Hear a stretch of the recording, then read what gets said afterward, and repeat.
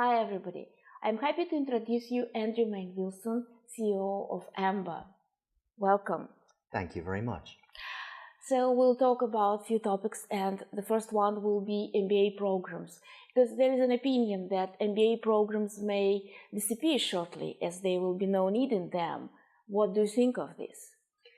That's completely wrong. I mean, the MBA is the world's most respected and famous business qualification. It has been for almost 100 years, and it will be for many years to come. Having said that, the MBA will need to evolve over time, but it's very respected and very desired by students all over the world. What shall be improved or changed in MBA programs, as you said? Well, the key thing is to find out what employers are looking for when they recruit an MBA. And what they're looking for in this age is 4 or 5 things in addition to the classical finance, marketing, strategic skills that a good MBA program teaches. They want to see a good understanding of big data, of artificial intelligence, skill in being able to create digital marketing campaigns, be able to program so that you could create websites or actually use computer code.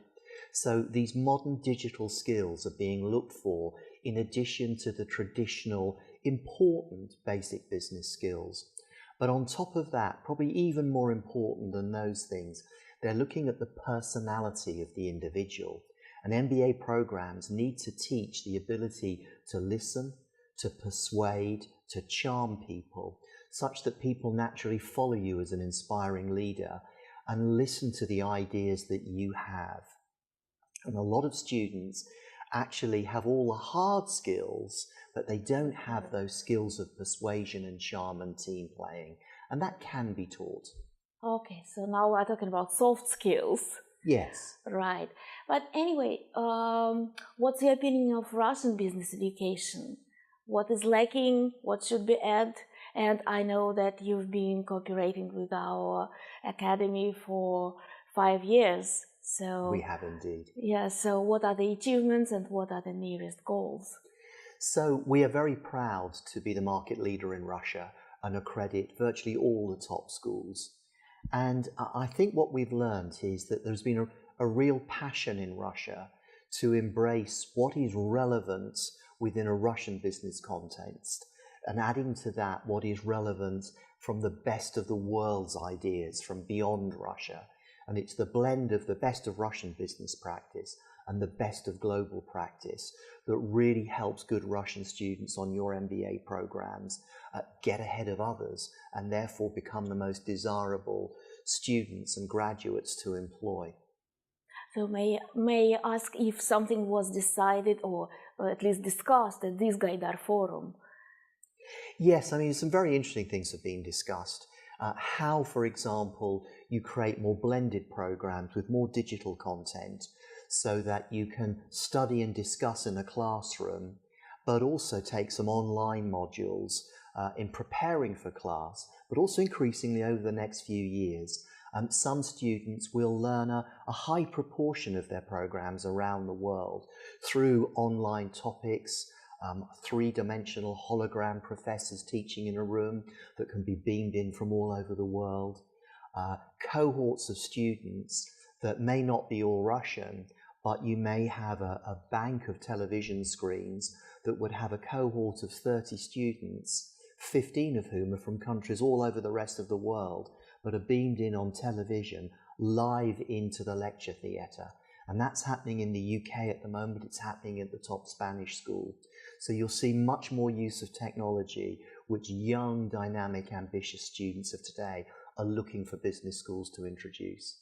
Sounds good, though I hope that robots will not replace professors and real teachers. Well, there is one school that is having a robot professor answer questions after class. And that has been launched by a school in London about 2 months ago. And the view is students want answers to questions late at night, on a Saturday and a Sunday, when often you can't get to a professor. So the robot is fed with frequently asked questions. And over time, the information bank will build up such that it's believed that after a while, the robot will actually be asking the student questions. So the best of human and the best of robot is the way forward. I see.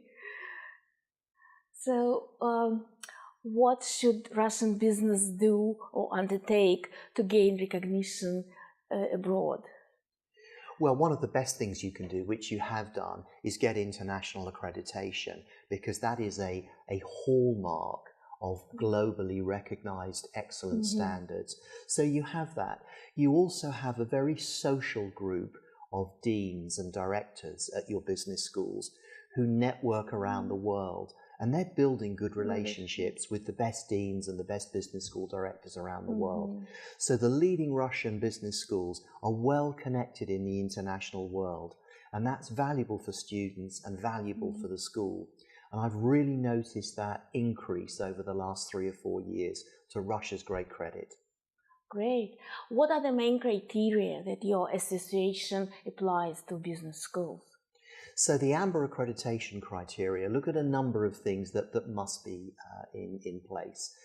Firstly, we believe a cohort should be at least 20 students to give variety of discussion and learning and shared learning in the room.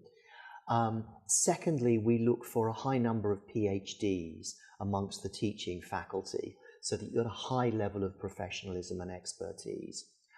In an ideal world, we'd like to see some international students on that program, but we do understand that because of the Russian language in particular, it will largely be Russian and CIS state students, but that's fine. But it's why it's important to have an international perspective to some of the teaching and some of the case studies that you will learn. We want the school to have run their MBA program for a good number of years, so we can see that cohorts have come through and we can ensure that the standards are consistent. And then we look for a minimum number of around 550 hours face-to-face tuition, so that we can be sure that the full classroom experience is being experienced by students. Over time, over the next 10 years, that may change and be substituted by some online learning experience. But we like to see that the students, even online, are in a, if you like, a virtual classroom together. So it's not just studying alone in a bedroom. I see. And now, what are your impressions on the 10th Gaidar Forum? Can you share them Yes, with of course. us? So this is my 4th Gaidar Forum, and every year I come, the quality of content and discussion gets higher and higher. I think right through from your Prime Minister's opening speech through to the huge variety of discussions, including senior professors and young students. A huge array of ideas have been discussed in a typically Russian, very open way. So there have been some agreements, some disagreements, but that's how you get the best for the future. So I've taken back to London with me on my flight on Saturday a number of ideas about how we can service our Russian schools and our Russian students better. So huge variety of topics discussed very openly and robustly. It was great. Thank you for joining Gaidar Forum, and it was a pleasure interviewing you, and hope to see you in the future. Well, thank you for the invitation, and I look forward to being here again in 2020.